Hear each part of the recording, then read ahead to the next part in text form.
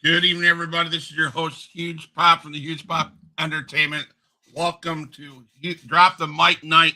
Today, we have a guy that's larger than life. He has paint on his face normally. He is the monster from TNA and from the indie circuit. He's wreaking havoc all over the place. Please welcome to the jungle. Welcome Kongo Kong to the Huge Pop Entertainment. Drop the mic. How you doing tonight, my friend? Doing pretty well, man. How's it going? It's going really well. I was excited to talk to you because, like I told you off camera, man, you were in my stomping grounds from back in the day this last week, and we'll talk about that later on. Mm-hmm. But I know you and I have been trying to get this set up for some time. I think we were supposed to do it a few months ago, and your schedule, my schedule. Hey, that's what this business is about, right? So finally, we get you on the show. Or just talk about everything wrestling, and you share what you want to share, and you share what you don't want to share. So, mad respect to you. So my first question I always ask is, of course, I'm interested in what the talent youth was like growing up as a fan of wrestling before you got into business.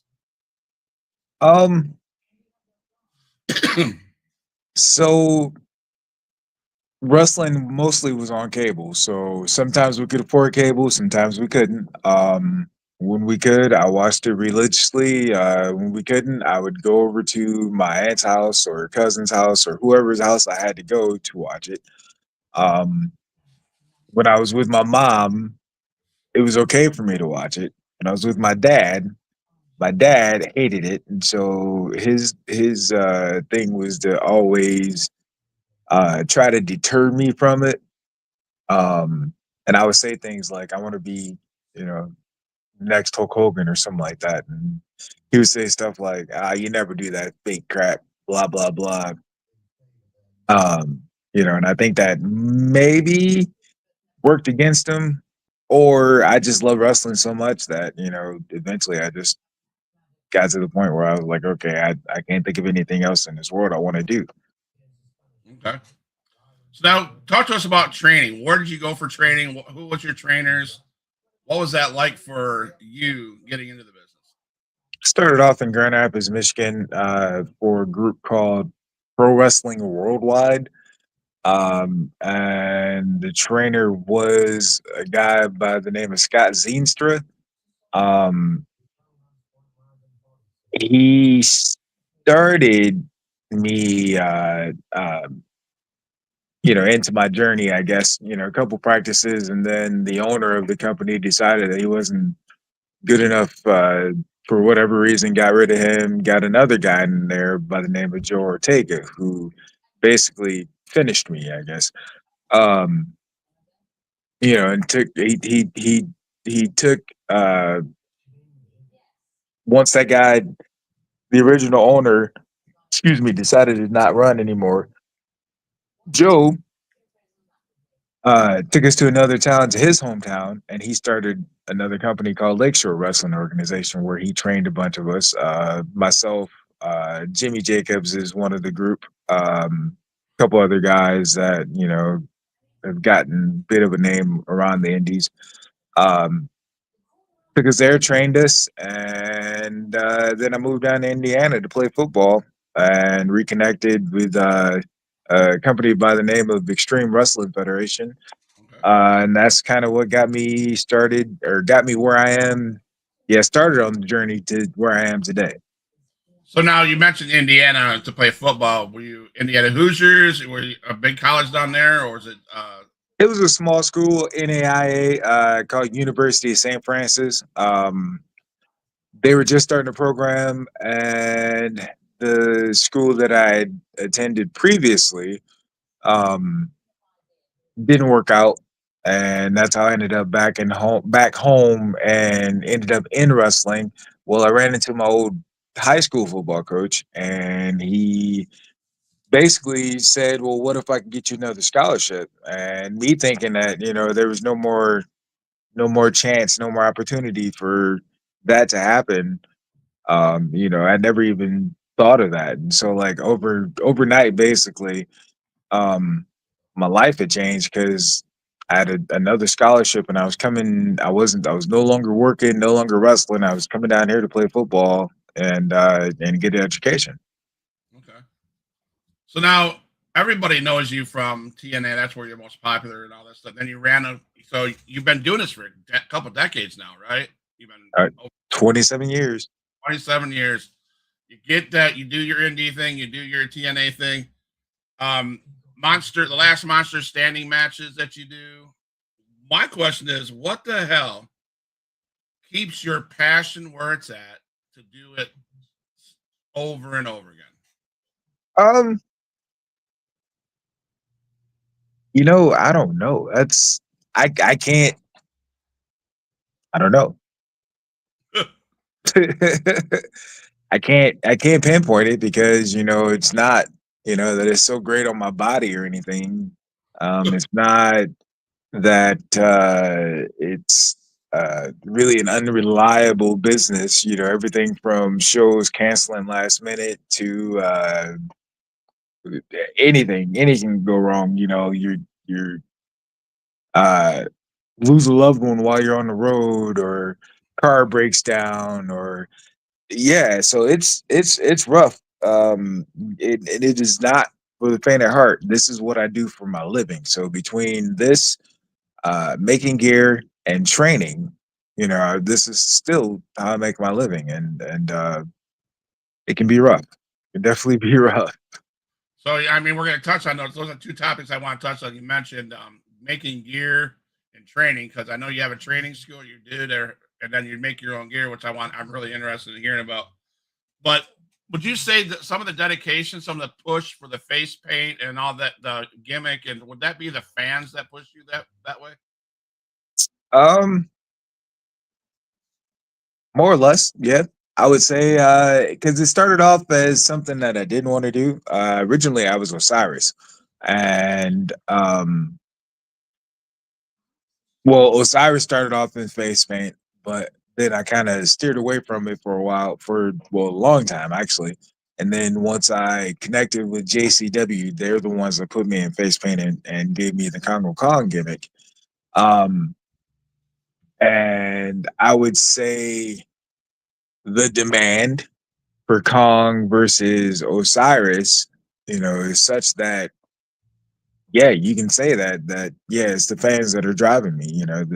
The idea that they want to see me wrestle. And people put me on posters and um, believe in me enough to want to try to sell tickets to bring butts to come sit in seats for matches.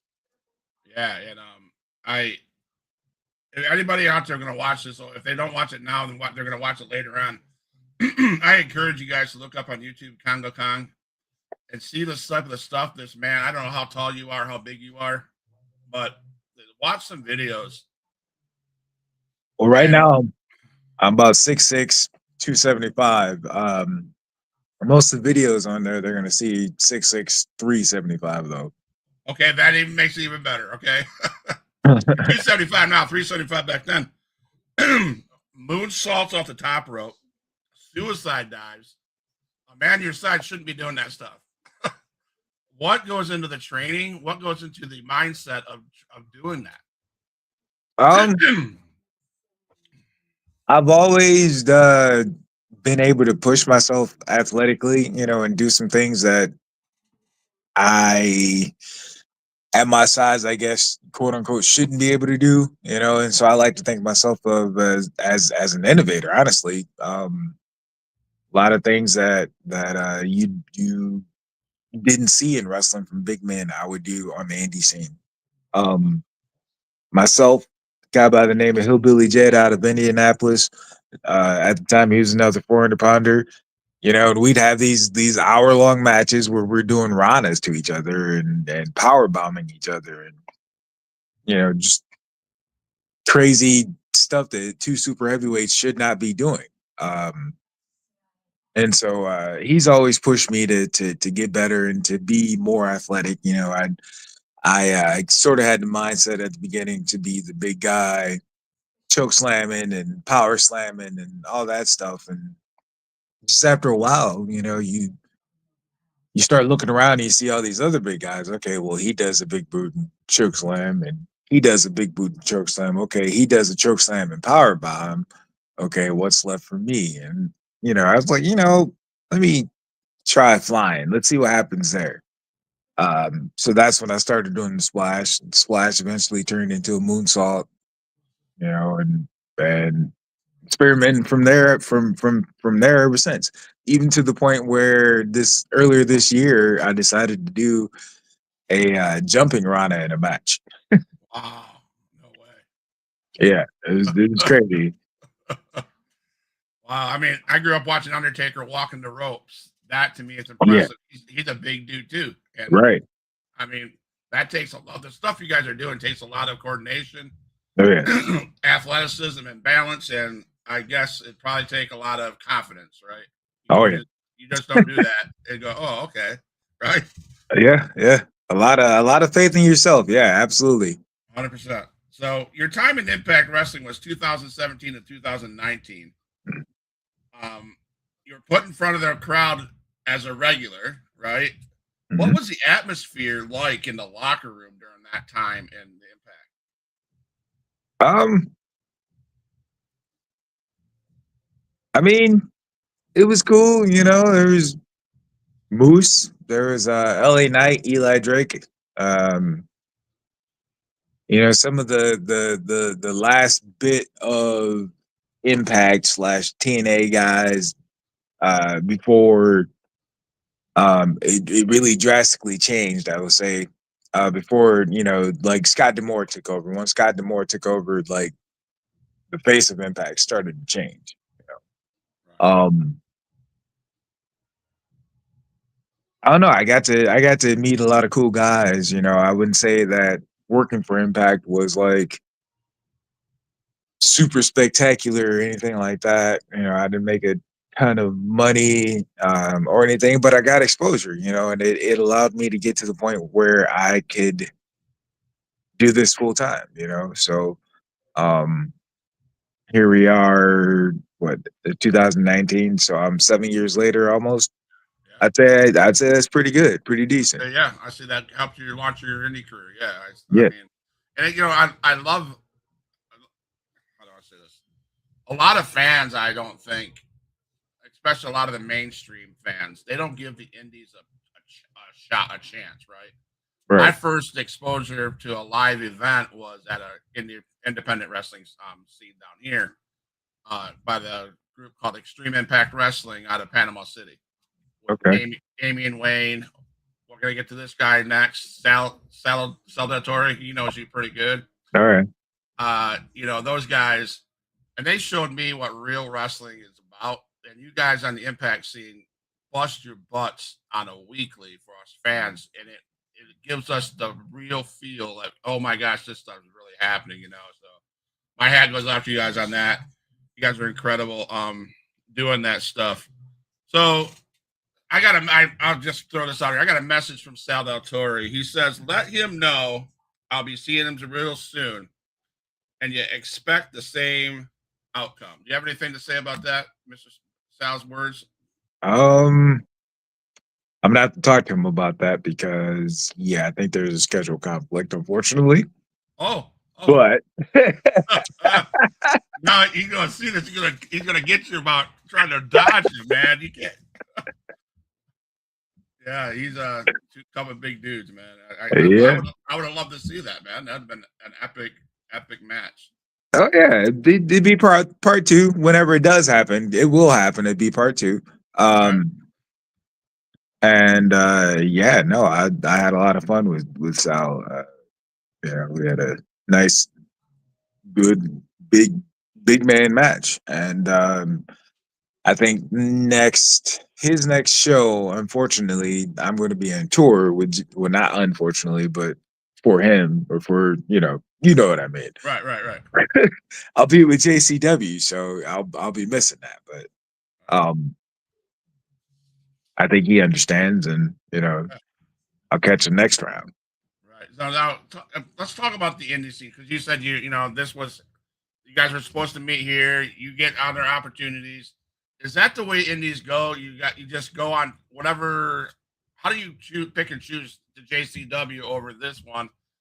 Are you at that high of demand in the indies where it's rough? Um, I wouldn't say I'm that high of a demand or anything like that. JCW is a home for me. Okay. JCW is, like I said, they're the ones who put the gimmick on me, so Yeah. I have some loyalty there. Right. Uh, as Tremendous well loyalty. as I love being there. That's good. And so now the idea that they are running and doing episodic television and still booking me, yeah, I'm going. Right. You know, we go on tour and we're gone. I think this last tour we had 9 dates Wow. out of 12 days. Wow. Um, I've seen more of the country with JCW than I have with any other company that I've worked JCW. with. Yeah. So, um, yeah, I invite all your fans. I invite you guys, check out JCW Lunacy. It's something to watch. It's not a typical indie show. I don't know. It has good storyline. It has good characters. Um, Good commentating team. It's not your typical run of the mill G-rated wrestling show. No, it's not. If you're all about the family whatever aspect, no, it's JCW, Juggalo Championship Wrestling. I don't know how else to describe it, but I believe most of you would enjoy it. And I think if you checked out the Lunacy episodes, which air every Thursday at 7 p.m. Eastern All right. time, All right. I think you Juggalo guys would be Championship a fan. Wrestling. Yeah, Okay. yeah. Now, is there a guy that you'd recommend to reach out to possibly bring more of their wrestlers on this show? Um, hmm. Where are you based? You said you're based out of Florida. Florida, yeah. I'm trying to think. Maybe Caleb Conley. Caleb Conley. Yeah. Is he part of JCW? Yes. Okay. All right. I'll reach out to him, man. Thanks. Yeah. Um, No problem. let's talk about Impact and your feuds with Abyss and Brian Cage and all that. Hmm. Those are two phenomenal names. I'm sure you had fun working with them. What Mhm. was that like working with them? Were the feuds ever get hostile? What was that like? Um, Abyss was eye opening in the idea that he taught me a lot about um sometimes it's okay to be selfish, or sometimes it's okay to look out for yourself over the other guy. As far as now's your time, you have to get your moment in. You know what I mean? Right. Um, Brian Cage, those matches were track meets, and I'm glad I didn't have a heart attack on national television during those matches. That's a big They're deal. only like 5 or 6 minutes, but I'm telling you, it's ping pong. Is like go here, be here, land here, flip here, roll through this, get tossed over here, toss him over here. It was crazy. It was a lot of fun, and yeah, like I'm glad I got it in while I was young. I don't want to do it now though. Right, right. Now, in those matches, did you call the matches in the ring, or do you guys those that called backstage before you guys even came up? Um, With Abyss, it was more let's talk about the spots we want to try to get in our time frame. Brian Cage, it was let's call everything, and Oh, a lot like uh you see him. I mean, we would call what we would think would take the amount of time, but like you get in there, you get going so fast that next thing you know, the referee is like, "Hey, they're saying slow down. They're saying slow down," and we're like, "We can't. We don't have anything else." and I mean, they say it's better to go over than to go under, but I mean, you can only do what you can do sometimes. right, right. If he's Okay, not comfortable walking and talking and going the slower route, then you keep it where it is and just get through it. yeah. So who's the hardest hitter on the from TNA? Um, Barry Fuji, All right, all right, he was chopping the shit out of me, and like no real reason, just chopping me, just because I guess that was his thing, and like. They were like, "Oh, you're wincing up." I was like, "Well, yeah. How many times did he chop me? Like, what do you want me to do? Like, for me, I can sell it or not sell it. You know what I'm saying? But eventually, I'm going to have to punch him because he's lighting my shit up and it hurts." right. Well, I've seen some photos of the IWE. You went up against a big dude up there. So, Oh, yeah. how did that go? How was that match? Was it as a small indie show that There was was a couple big guys. It was God, Big Bill. God, I can't think of his last name. And Bojack. okay? And Yeah. yeah, so it was excuse me, 1,000-pound triple threat. Wow. And Oh, huh? did you come out the winner of that? No. Bojack snuck a win out after I was about to beat the other guy. Um, but yeah, no, it was a lot of fun. I there's some hot flying in there. I think it's the match is posted somewhere. If anybody wants to go check it out, the whole show should be posted actually. Um, yeah, a lot of fun. Big men flying, big meaty men slapping meat. There you go. So now, I know you're like I said, you've been in the business over 20 years. You go to these indie shows, and I mean, I'm real talk, right? You go to the indie shows, and I think you look at the way you're talking, you like to put the young guys over. Is that okay?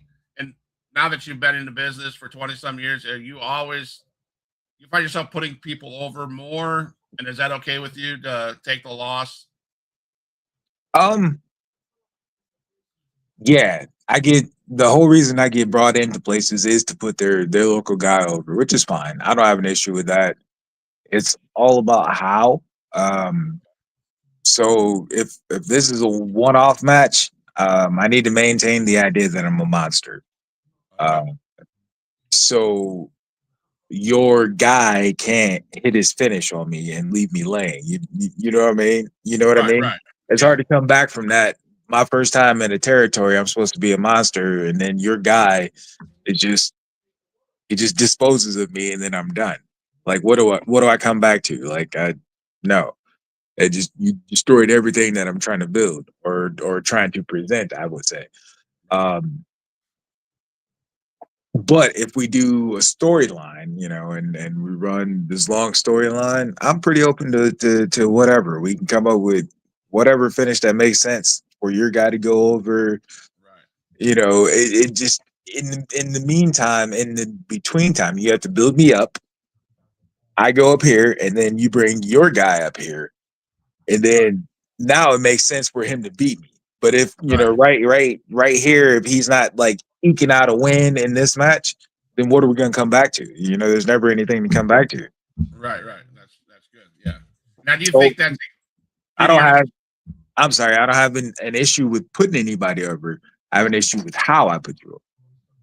I mean that I was just going to say that speech that talk is of a veteran. You can tell that you're a veteran of the business. You can tell that you respect the business, and I think Thank you, I appreciate that. I really do. I Because there's a lot of guys who would say, "Hell no, I don't want to be put. I want to be put over. It's all Right, about me," And but right. you know this, like you can tell, you know the psychology of the business, Mhm. how it should run, and what I mean, where the future is of the business, right? It's Yeah. not. I mean, I'm 55 years. I don't know how old you are, but it's not you. You're not the future. There's and I love the fact that you are able to see that, and you're willing to do that. That's honorable, man. Um, so what's the most single important piece of advice you can give to the young guys that you were with over the weekend at a seminar? I know you do seminars now. What's a solid piece of advice you could give the young guys? Take care of your bodies. That is the biggest thing. And when I say that, not just going to the gym and uh, training and what you eat and stuff like that. What your extracurricular activities are. Watch what you put in your body. Uh, as far as your bumps, you know, be careful about how many bumps you give yourself in a match, or maybe in a month. Maybe there's a match where you bump a whole lot of times. And then the next match, try not to bump so much so that you can save your bump card so that you can last a little longer. I don't think I got to 27 years by just doing any and everything I thought I was big and bad enough to do.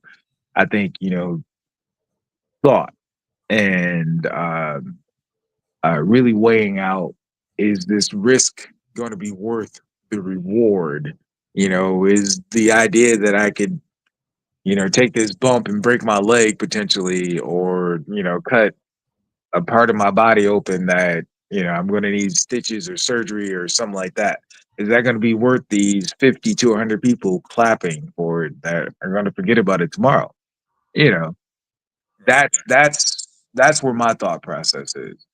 If you can do it, yeah, that's cool. But just because you can doesn't always mean that you should. The time that you should is gonna you'll know.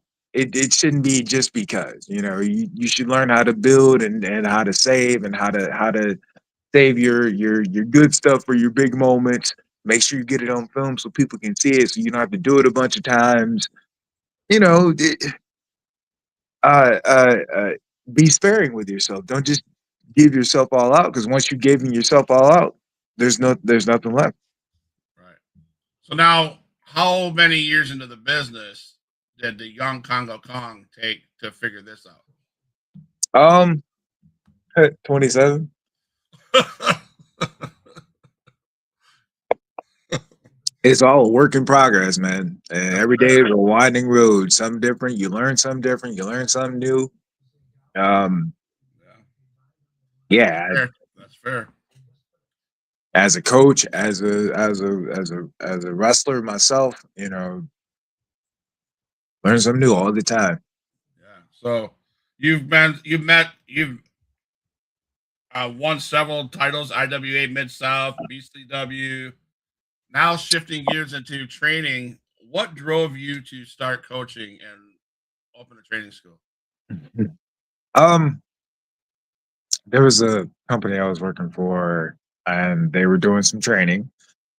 And it really wasn't training. It was more, let me teach these guys the moves and teach them how to put the stuff together in a match and run through the sequence of the moves, like as in, like, this is what you do in a match, or in this match I want you to run this script. And couldn't really relate to them the whys. Why would you do that? What would cause you to do that? Stuff like that. And so I think from there, I just kind of took over, and I wanted to really focus on psychology with those guys. And okay, so why would you do this? What would make you go to this spot next? In this situation, what would you do? Stuff like that. Think about things like that, and that's always been huge for me. I've never been a fan of the spot for spot. Let's go and do a bunch of flips, and I mean, I like acrobatics. I like cool stuff. sometimes, I just want it to make sense. I don't want it just to be there just because. I don't want to witness a martial arts fight scene for an entire match. You want to do that a little bit, okay, cool, but I want to see you slug and then like knock somebody, uh, look like you knocked their dick in the dirt, because Right. this is pro wrestling. This is shouldn't be a dance. It should be two guys fighting. That's what we're portraying. Somebody is trying to get the winner's share of the purse so that they can go feed their family. Right. Why are we out here dancing and doing flips and don't get me wrong, I love the entertainment aspect of it, but it should all make sense in the groove of the wrestling. I think sometimes we or not sometimes we've gotten into the mode where we're so relying on what kind of flip or what kind of cool thing, angel butter wings and all kinds of flippy doodahs and whatnot. And how can we wow uh how can we wow the crowd or whatever? And I don't, you know, don't subscribe to that. I would like to see more. Let's tell a story. Let's get people more involved. Let's make them feel like they're part of this show. Right. Right. And this might be unpopular conversation, but I felt, talking about flips and flips and flips and flips and flips and flips. I had a problem with John Cena's last match. One thing I had a problem with, the problem I had with it is he got choked out 4 times before he tapped out. Mhm. I thought there was a lot. I thought there was too many. And then his tap out, when he tapped out, it was weak. So I don't know if that was what you're talking about. There's too many times. I don't know why we need 4 times. I don't know why we need 5 spears from Roman Reigns. You know what I'm saying? I don't know why Right. we need just tell the story minus about 16 other spears, if that makes any sense. I don't, I think TV, I think that the big stage, they use a lot of that. Too many things, So, and that's what I like about the indies. You guys do it, and then it's in your face and it's solid stuff. So, but I was intrigued by this next thing. I was throwing, I'll be honest, I was scrolling through your Facebook this afternoon and I seen a post. And let's talk about, I didn't realize that you made your own gear. Mm. So, talk about that. Do you make gear for just yourself or do you make gear for everybody else? And what got you into gear making? Um, Right. at the time, 2007, it was hard to find people readily available to make gear. And so, um, the lady I'd known from church, she would never make things right. I'd be like, okay, this needs to fit tight, and she'd like purposely make it too big. Um, and so I just got tired of dealing with that, and trying to contact some of the guys that were online at the time that were doing gear, and they would just never get back to you, or you'd hear horror stories about how they take your money. I just decided, one day I was in the store and saw a cheap sewing machine, and I just grabbed it and taught myself from there, and eventually got to the point where um, I was able to um, branch out and make gear for other people. And now that's where I am right now, sitting at my desk, Uh, working on stuff for JCW for this weekend. okay. Nice.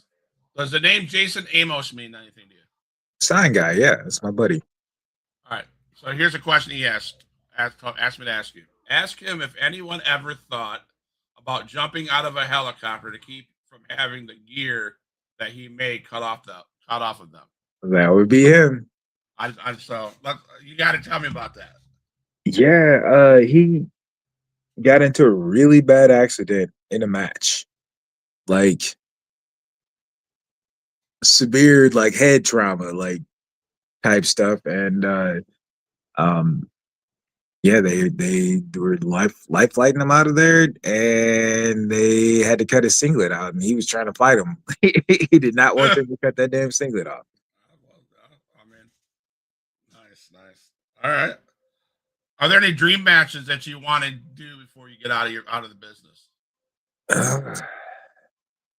Uh, I not necessarily matches, but more destinations. I've never been to Japan and I've never been to England, and those are two places I would like to go. All right. All right. Any good road stories you could tell? Oh, uh, You had to, you had to expect that kind of question, right? yeah, but there's like so many of them. Like I don't know. I'd almost have to like be like reminded of an instance where there was one that was so good. I don't know. Like there's some that are appropriate and some that are not. Okay. That's all right. That's all right. I mean, if you don't have one, that's cool. Yeah. And any funny backstage rib stories? Um. No, because like they don't do a lot of ribbon in this next generation because a lot of people they can't take it and people they see it as bullying. So and to an extent there is a line where there's bullying and then there's just you know ribbon people. You know, Okay. so I don't know. It's a lot less. You see a lot more people getting along and just being cool with each other than you do ribs these days. Okay. So if you had to travel on a road trip or going place to place, who would be your best road partner? Who have you had the best um, chemistry with going to shows after shows after shows? Um,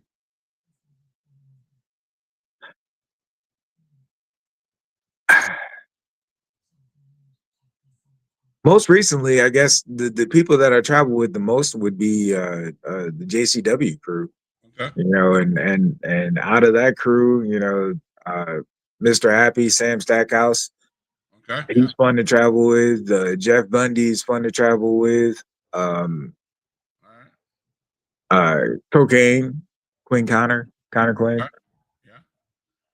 You ever go to conventions? From time to time. Okay. Favorite arena you've ever wrestled in? My favorite arena ever. Uh,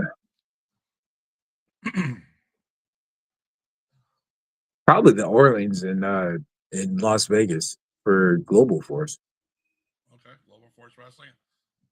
How long have you been with Global Force, and what was that experience like?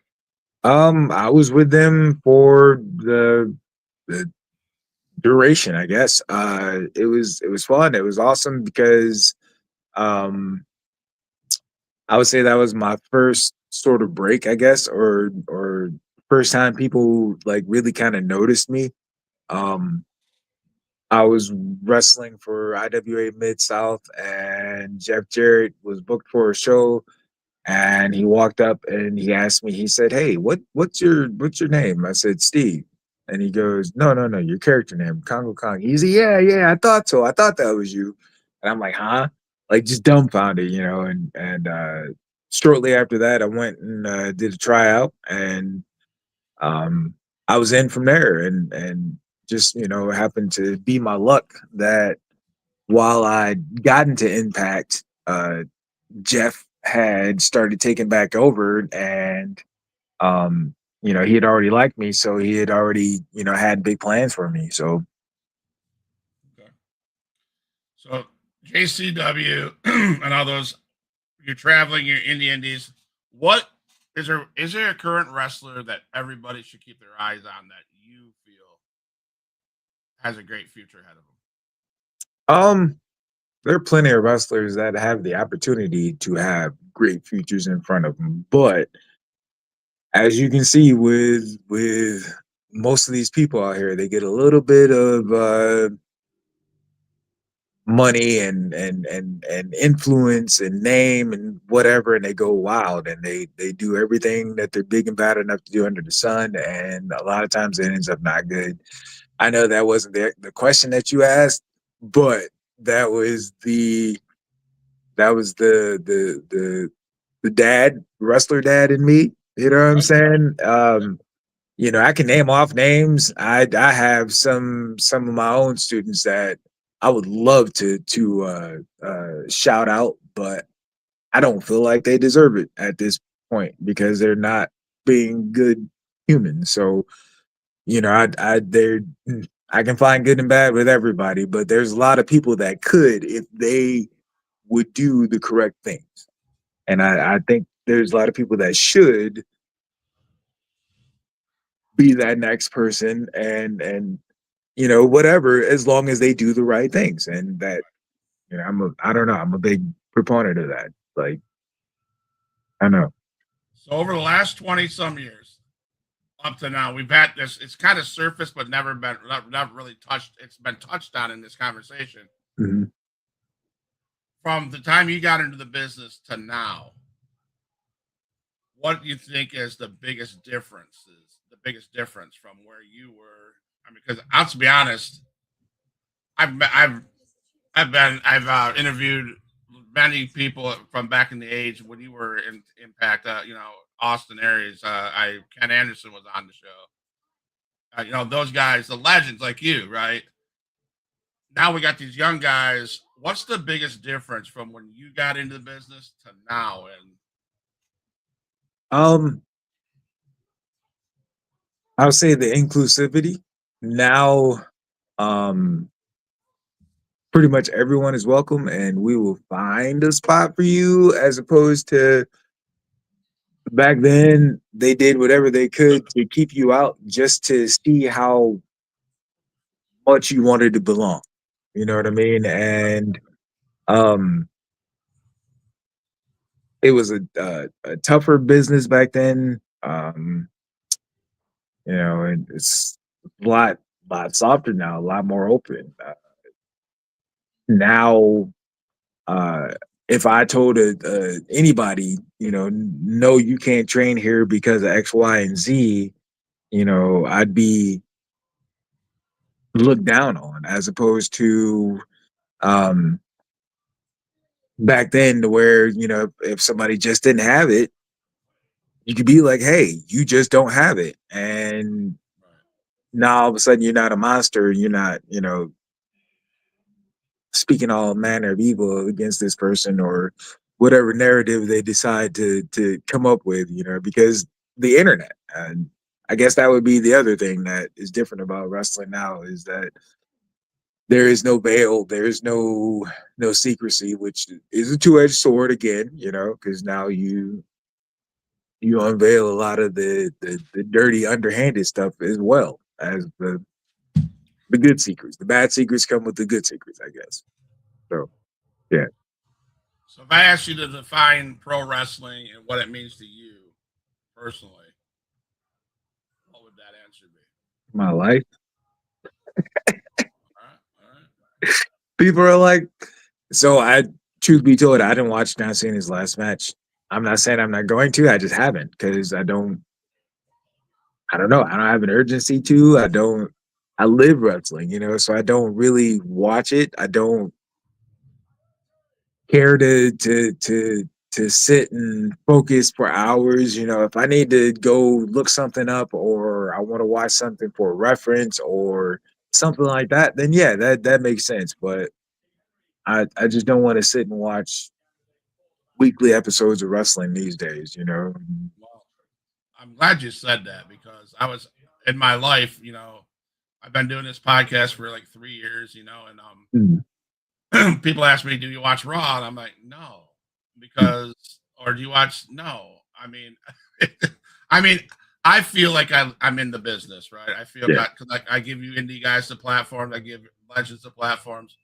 I was once told by a legend that you are part of the business. You may be a podcast guy, but you're part of the Mhm, business. yeah. And what you said was right. Vital. Once you're part of the business, there's so many content creators out there doing WWE watch alongs and reactions and praise them. Good job. I'm not that guy because I went a different route. My route is to give the platform back to the people that I watched when growing up. I you. And the indie wrestlers, which I believe need the platform as well. So what you said, I said that because what you said resonated with me. That makes a whole lot of sense. Pineapple on pizza. Love it. How about would you choose a chair shot or stepping on Legos? Probably a chair shot. Chair shot. Really? Hmm? Well, yeah, I guess so. I mean, if I live with a bunch of kids that play Legos. Like, yeah, I Yeah, think yeah. No, because you see the chair shot coming. When you step on Legos, you don't necessarily know that the Lego's there. yeah, there's that. I would still take a chair shot to the back, not knowing it was coming rather than step on a Lego. So Grand Rapids, Michigan, man, huh? Yeah. Are you a football fan? Oh yeah. Michigan Oh, yeah. State or Michigan? Michigan State, because my dad lives in Michigan. Unfortunately, you know, both teams are having down years. Oh man, I'm a Michigan fan, big time Michigan fan. But Yeah. let me tell you, they need to get some. They need to figure something out because I mean, their season ended horribly with, I mean, their coach and Yeah. all that stuff that happened. Man, that's just Yeah. wow. And Oh, I feel bad. And again, that goes back to doing the right things. If you know, okay, so here's the thing. Sharon Moore just watched Mel Tucker go through this 2 seasons ago, yep. or how many ever. Why would you do? Why would what? Bro, you making how many millions of dollars? That ass is not that important. I guarantee it. 100%. And then what I thought was dumb, whatever. I mean, it just was the whole thing, how it unfolded was ridiculous. Yeah. And you're right. That statement you made, no but is that no ass is worth, you just lost $5 million plus your family, plus, Right. Right. plus integrity, plus you'll never coach anywhere else again. Man. Please, please, please pay me $5 million and tell me I can't sleep with my staff. This is not my staff, so we will be just fine. Yes. So there's this guy that Rudy brought on the show last Monday. Mhm. You know Rudy Gonzalez, correct? Yeah, yeah, yeah. Okay. We had Big J Bishop, Mr. 400 pounder, Mr. 400. Yeah, okay. All right. You know him. Yeah. He says he's the baddest son of a bitch on the planet that no big man could ever touch or lace his boots. Okay. You have anything to say to him about that? That may be true because 45-year-old Kong is not 30-year-old Kong, but let me tell you what, at 30, I had Vader running, so Yeah, you did. I don't know. You better watch it. And at 45, I still might surprise your ass. So There you go. Big bad, Big J Bishop, nah, 400 pounder, man. that's a great kid. I love that Good young kid, a man. lot of Yeah, energy. We had a good time, man. He was full of, so yeah. Vader. So talk to me about Vader. Was he that man? That guy's huge. He's Well, big dude. Yeah. and I heard a story about Vader. Mhm. No. It was who was it? One of the big dudes in the like I think it's TNA.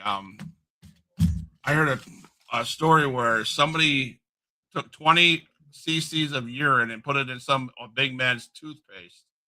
Oh my goodness. I can't. I wish it was about 2 months ago. My brain is. I'm 55 Oh years old. my I deal with a goodness. bunch of kids. I can't remember names, right? So big, Oh. but Vader, man, he's a big dude. Oh yeah. Oh yeah. So I already asked you who's the hardest chopper. Uh, Hardest chopper.